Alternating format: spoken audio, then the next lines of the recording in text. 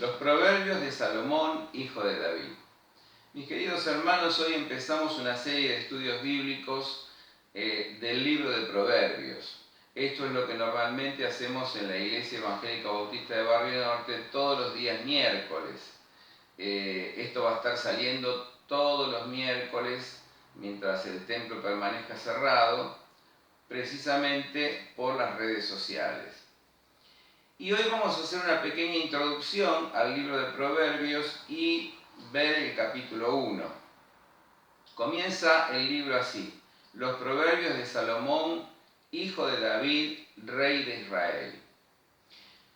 Proverbio la palabra hebrea es masal, es un dicho de sabiduría, pertenece a la literatura de sabiduría, una literatura muy antigua que inclusive era compartida por otros pueblos. Proverbio significa dicho de sabiduría. Puede adquirir distintas formas, ¿no es cierto? Por ejemplo, la forma de un paralelismo sintético, donde una expresión repite a otra con otras palabras, o un paralelismo antitético, donde una expresión se opone a la anterior. Puede también tener la forma de una afirmación de sabiduría ilustrada con algún ejemplo, o sea, puede adquirir diversas formas. Lo que sabemos es que el libro de Proverbios fue precisamente escrito en distintas etapas, distintas épocas, y hay varias colecciones. Por ejemplo, la colección más reciente son los primeros 9 capítulos del libro de Proverbios, precisamente su inicio, ¿no es cierto? Ahora, la atribución a Salomón es porque muchos de esos dichos podrían atribuirse y remontarse a Salomón, ¿no es cierto? Precisamente en el libro de Primera Reyes, capítulo 10, versículo 32, dice que Salomón escribió muchos proverbios y poemas, y podríamos nosotros notar que este libro fue editado mucho tiempo después del rey Salomón, es decir, cuando los judíos vuelven del destierro en el siglo IV a.C., porque por las palabras y por el estilo y por el ambiente, ¿no es cierto?, que refleja cada parte, corresponde a diversas épocas. Por ejemplo, la época del siglo VIII o época posterior al exilio, etc. De manera que, digamos, las colecciones más antiguas de estos poemas las tenemos, por ejemplo, entre los capítulos 10 al 22 o 25 al 29, en donde sí podrían compilar a varios de los dichos de Salomón. ¿Qué propósito tienen estos dichos? ¿Qué propósito tienen? Bueno, aquí el texto nos dice: para conocer sabiduría y disciplina, para comprender los dichos de inteligencia, para adquirir disciplina y enseñanza, justicia, derecho y equidad, para dar sagacidad a los ingenuos y a los jóvenes conocimiento y prudencia. El sabio oirá y aumentará su saber, y el entendido adquirirá habilidades. Comprenderá los proverbios y los dichos profundos, las palabras de los sabios y sus enigmas. Aquí aparece el propósito de Proverbios. Interesante que este propósito de Proverbios lo podríamos dividir en 3 aspectos. En primer lugar, conocer sabiduría. La palabra conocer en hebreo significa conocerla por experiencia. Y la sabiduría no es tanto una sabiduría teórica, una sabiduría intelectual, sino es una sabiduría práctica para distinguir entre el bien y el mal, para discernir las distintas situaciones y tomar el camino correcto. De manera que conocer sabiduría significa en alguna medida practicarla. Y aquí llegamos a englobar todo lo que implica un proceso educativo: conocer, comprender, adquirir habilidad, pero básicamente tener una conducta acorde a lo que hemos aprendido, interiorizarlo de tal manera que en nuestra vida, que en nuestra práctica, ya sea un hábito, una conducta. Este es el primer propósito del libro de Proverbios. Un segundo propósito es dar sagacidad a los inexpertos, dar sagacidad a los ingenuos o a los jovencitos, a los adolescentes se diría también, ¿no es cierto? Para que ellos puedan tener sagacidad, puedan conocer las cosas y puedan saber cuál es el resultado, cuál es el fin de esas cosas. Y fíjense ustedes que un tercer propósito lo tenemos en esto de que los sabios aumenten su sabiduría. O sea, el inexperto la adquiere, el sabio la aumenta. Dichas estas cosas, el versículo 7 del libro de Proverbios va a entregarnos a nosotros una perla preciosa, que es precisamente el fundamento de la sabiduría. Dice, el temor del Señor es el principio de la sabiduría. Los insensatos desprecian la sabiduría y la disciplina. Qué interesante que es esto, porque realmente el temor a Dios es el principio de la sabiduría. Temor a Dios no es miedo a Dios, sino es reverencia, es honrar a Dios, respetar a Dios, es servir a Dios. Es decir, para que un árbol crezca bien en sus tronco, ramas y frutos, la raíz debe estar en buen estado, en buenas condiciones. La raíz de la sabiduría de la vida es el temor, el respeto, la reverencia, el servicio, el honrar a Dios. Ese es el comienzo, ese es el principio, ese es el fundamento. Para levantar una casa, y más para levantar un edificio, como estos edificios monumentales que tenemos en Capital Federal, verdaderamente se necesita un buen cimiento. El buen cimiento de ese edificio es precisamente el temor a Dios. El buen cimiento del edificio de la vida es el temor a Dios, ¿no es cierto? Ahora entonces va a dar dos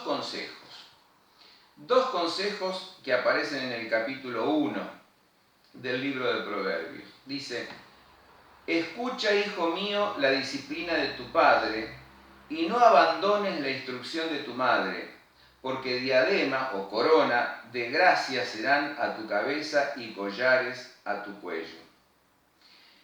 Hijo mío, si los pecadores te quisieran persuadir, no lo consientas. Si te dicen, ven con nosotros, estemos al acecho para derramar sangre y embosquemos sin motivo a los inocentes, los tragaremos vivos como el sepulcro, enteros como los que descienden a la fosa. Hallaremos riquezas de toda clase, llenaremos nuestras casas de ganancias.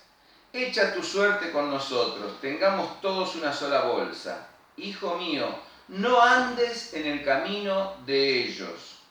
Aparta tu pie de sus senderos, porque sus pies corren al mal y se apresuran a derramar sangre. Ciertamente en vano se tiende la red ante los ojos de toda ave. Pero ellos ponen acechanzas a su propia sangre, a sus propias vidas ponen trampa. Tales son las sendas de todo el que es dado a la codicia o a la ambición, la cual quita la vida a los que la poseen. El primer consejo es un consejo a los jóvenes, a los jovencitos, ¿no es cierto? La primera cosa es que hay que escuchar a los padres. Importante que el libro de Proverbios incluya al padre y a la madre, ¿no es cierto? Esto es muy importante. El padre y la madre van juntos en la educación de un niño. Ahora, aquí aparece el valor del hogar como primera escuela del niño, ¿no es cierto? O sea, esas palabras que nosotros decimos a nuestros hijos, esas enseñanzas que les damos desde pequeños, esos ejemplos que les damos, ese clima de devoción al Señor que se genera y se gesta en el hogar, en los primeros años de vida del niño, son de fundamental importancia, son el fundamento. Si hablamos de que el fundamento es el temor a Dios, ese temor a Dios se aprende primeramente en la casa, se aprende primeramente en el hogar. Los primeros años de vida se mama allí con la madre y el padre. Entonces la primera exhortación es a escuchar a los padres. La segunda exhortación es precisamente a no permitir que las malas compañías te perviertan. O sea, se habla a los jovencitos y se les dice, no permitas que las malas compañías te perviertan. Es muy interesante que cuando el niño va dejando de ser niño, pierde su imagen corporal. Ya no tiene más la imagen de un niño. Pierde la imagen idealizada de los padres de la infancia. Ya papá y mamá no lo saben todo. Entonces es muy probable que en la etapa de la temprana adolescencia, el jovencito, el adolescente, se respalde en un grupo de amigos. Bueno, estos grupos de amigos pueden ser precisamente malas compañías que pervierten.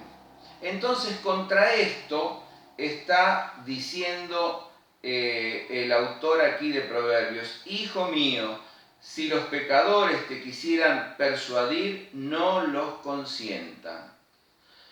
Y pone un ejemplo que obviamente es un ejemplo muy fuerte.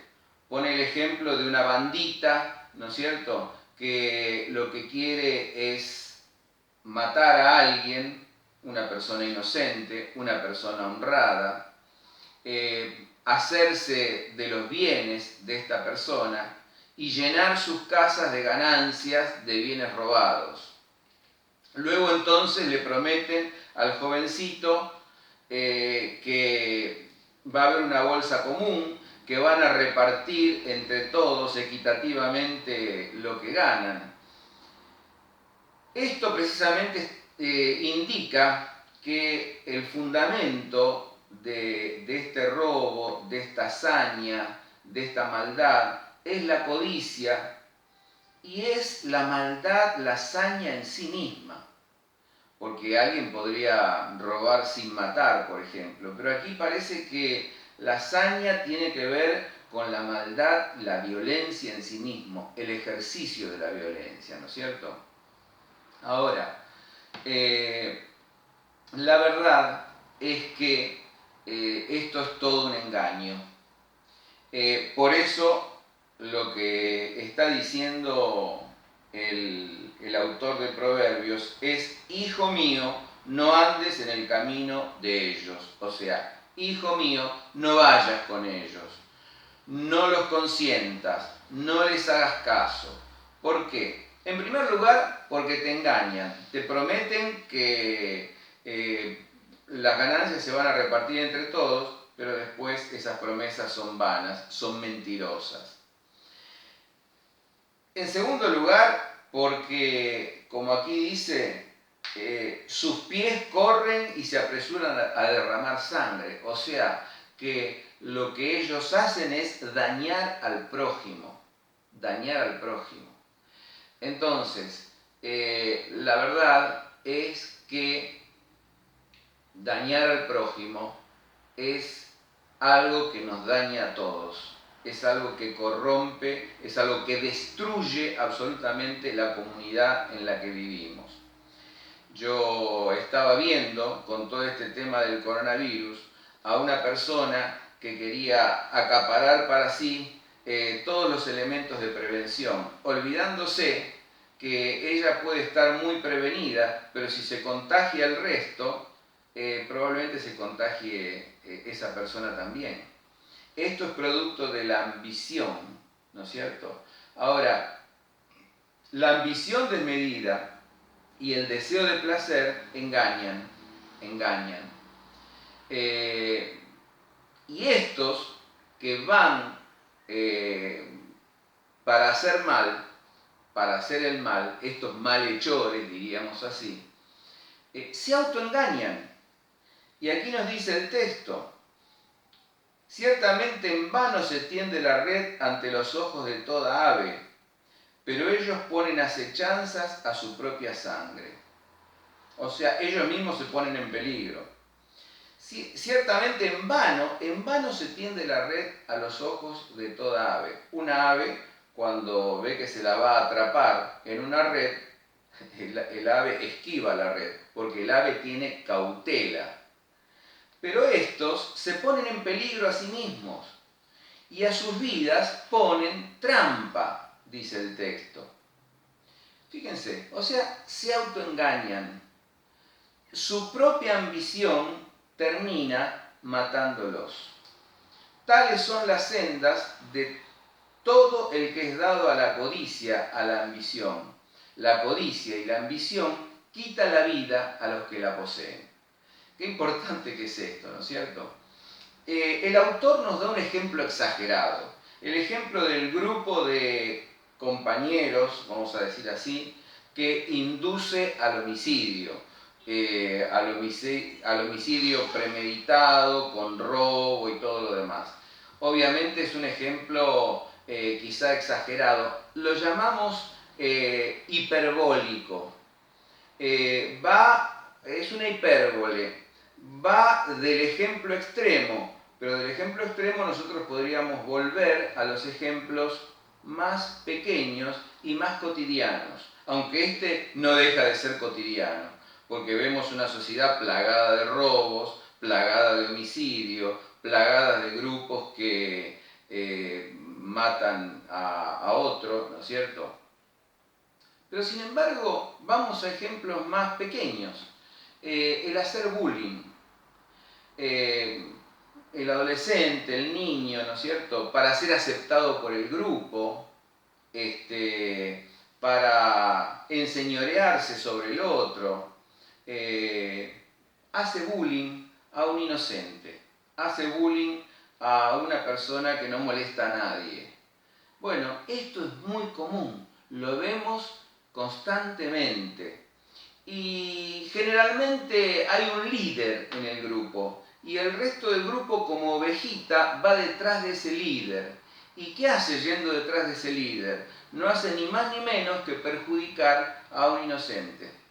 Entonces, todo el grupo se alía para perjudicar a un inocente, cosas que vemos en los colegios, primarios, secundarios, etcétera, etcétera. Un ejemplo muy práctico y muy real, ¿no es cierto? Ahora, también está el juntarse en los grupitos, en la plaza o en donde sea, ¿no es cierto? Y te invitan a la droga. Te fumate una seca que no te va a hacer nada y empezamos por la marihuana, seguimos entonces aspirando cocaína y así entonces caemos en la propia trampa, nos ponemos en peligro y precisamente este deseo de placer y de aceptación por el grupo termina poniéndonos en peligro y quitándonos la propia vida, como dice aquí el texto que estamos leyendo. De manera que entonces, por esa cosa de tener más que otros, de valer más que otros, de ser aceptados por el grupo social y demás, nos despersonaliza, nos masifica. Cada uno tiene que integrarse a los grupos sociales desde su singularidad, no desde el sé, como decía Heidegger. Eso es vida inauténtica. Se dice, hago porque se hace, digo porque se dice. No, eso es vida inauténtica. Vida inauténtica es tanto hacer porque yo soy ley para mí mismo, y vida inauténtica es hacer o decir o pensar porque otros hacen, dicen o piensan. La vida auténtica es la que se funda en el temor, en la reverencia, en la devoción a Dios. Cuando nosotros seguimos esa línea de conducta, entonces nosotros desarrollamos una personalidad fuerte y sana. Vamos a un segundo llamado, a un segundo consejo, ¿no es cierto? Y es el consejo a escuchar la sabiduría que viene de Dios, la sabiduría que es Dios mismo. Fíjense lo que dice el texto. La sabiduría llama en las calles, da su voz en las plazas, proclama sobre las murallas, en las entradas de las puertas de la ciudad, pronuncia sus dichos. ¿Hasta cuándo, oh ingenuos, amarán la ingenuidad? ¿Hasta cuándo los burladores desearán el burlarse y los necios aborrecerán el conocimiento? Arrepiéntanse ante mi reprensión, porque aquí yo les manifestaré mi espíritu y les haré saber mis palabras.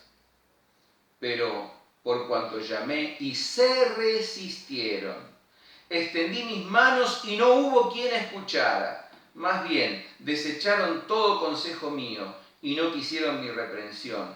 Yo también me reiré en su calamidad. Me burlaré cuando les llegue lo que temen. Cuando llegue como destrucción lo que temen. Cuando su calamidad llegue como un torbellino y venga sobre ustedes tribulación y angustia. Entonces me llamarán y no responderé. Me buscarán con diligencia y no me hallarán, por cuanto aborrecieron el conocimiento y no escogieron el temor del Señor. No quisieron mi consejo y menospreciaron toda reprensión mía. Entonces comerán del fruto de su camino y se saciarán en sus propios consejos. Porque su descarrío matará a los ingenuos y su dejadez echará a perder a los necios, pero el que escucha habitará confiadamente y estará tranquilo sin temor del mal. Clama la sabiduría, clama a Dios, clama el Dios de toda sabiduría, clama en las puertas de la ciudad, allí donde se reúnen los ancianos, allí donde la mujer virtuosa es alabada, allí donde se reúnen los gobernantes, clama en las plazas, clama en los lugares comunes. Y el clamor es un clamor ya cansino. ¿Hasta cuándo, burlones y necios, hallarán placer en vuestras burlas y despreciarán la sabiduría? ¿Hasta cuándo? El Dios de sabiduría está cansado, se cansa del desprecio de sus consejos, se cansa de hallar placer en burlarse del otro. Y entonces con una expresión fuerte dice: arrepentíos, arrepentíos, y yo manifestaré mi espíritu. Versículo 23. Pero se resisten y no escuchan. Entonces llegará el día de la calamidad, llegará el día de la angustia. Hermanos y amigos, muchas veces no podemos remontar las consecuencias de nuestros actos. Una persona sale a manejar completamente ebria y atropella y mata a otra persona. Eso es irremediable. Las consecuencias de nuestros actos son irremediables. Y aquí el texto nos dice claramente: los llamé y no se arrepintieron. Entonces después van a llamar y yo no responderé. No responderé. Dios no ha de responder. ¿Por qué? Porque no es un arrepentimiento, es un pedido de socorro. Y Dios no quiere que lo utilicemos como un punching ball. Dios no quiere que lo utilicemos como un objeto que sacamos y que ponemos. Dios quiere ser el Señor de nuestra vida. Y la verdad es que un pedido de socorro no es lo mismo que el arrepentimiento verdadero. Cuando entonces vienen las consecuencias de las malas acciones, cuando llega la angustia, cuando llega el momento extremo en la vida, entonces se pide socorro a Dios, pero ya es tarde. porque no ha habido arrepentimiento. Aquí el texto no nos dice que Dios no acude a la invocación o a la oración sincera de aquel que clama arrepintiéndose. No dice eso. Dios acude a la oración sincera del que se arrepiente. Pero pedir socorro no significa arrepentirse. Tengámoslo muy en claro. Sin embargo, hay algo muy diferente, y es que el que persiste en una conducta impenitente, el que persiste en la falta de arrepentimiento, el que persiste en andar en sus caminos, el que mata al ingenuo, el que echa a perder al necio, ese se las verá con las consecuencias de sus actos. Pero, el que me escucha, por eso el llamado es a escuchar a la sabiduría de Dios, el que me escucha habitará confiadamente y estará tranquilo sin temor del mal.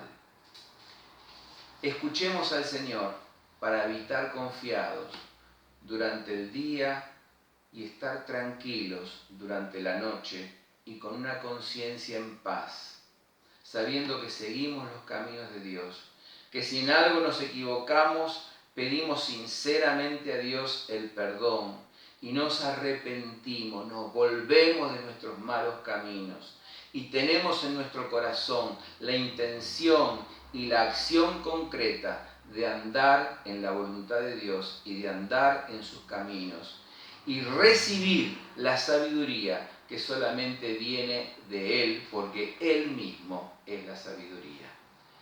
Que Dios nos bendiga, que Dios bendiga esta palabra, que recordemos entonces estos dos consejos que se les da a los jóvenes. No permitas que te perviertan, no vayas con quienes quieren pervertirte, afírmate en el temor del Señor y escucha el llamado de la sabiduría. Escucha el llamado de la sabiduría, arrepintiéndote de tus malos caminos y buscando hacer la voluntad de Dios. Yo quisiera decir que ustedes van a ver en este momento en el zócalo de esta grabación un teléfono. Es el teléfono de nuestra iglesia. Llamen allí alguien les va a contestar. Los hermanos quieren seguir conectados para pedir motivos de oración, para pedir por necesidades concretas, y la iglesia no es el templo. La iglesia ahora va a actuar como iglesia en las casas, y a través de las redes y de otros medios vamos a estar comunicados y vamos a auxiliarnos los unos a los otros y ayudarnos los unos a los otros en este tiempo. Por eso, manténgase comunicado con el 4822-1631. Manténgase comunicado para que oremos los unos por los otros y para que nos asistamos los unos a los otros. Y manténgase comunicado también porque al ser iglesia y no estar teniendo nuestros cultos habituales, es necesario seguir con nuestras ofrendas y con nuestros diezmos. Allí, llamando a ese teléfono, usted va a tener información del CBU para hacer transferencias o del número de cuenta de la iglesia para hacer depósito, y también entonces seguir adelante con la obra del Señor en todos los aspectos y pudiendo entonces hacer frente a las necesidades comunes que tenemos como congregación. Dios los bendiga, y la próxima será el domingo a las 11:30 y a las 20 horas en el sermón dominical. Espero que puedan seguirnos por las redes. El Señor esté con ustedes, con sus hogares, los preserve y los guarde. El Señor te bendiga y te guarde. El Señor alce sobre ti su rostro y ponga en ti paz. Amén.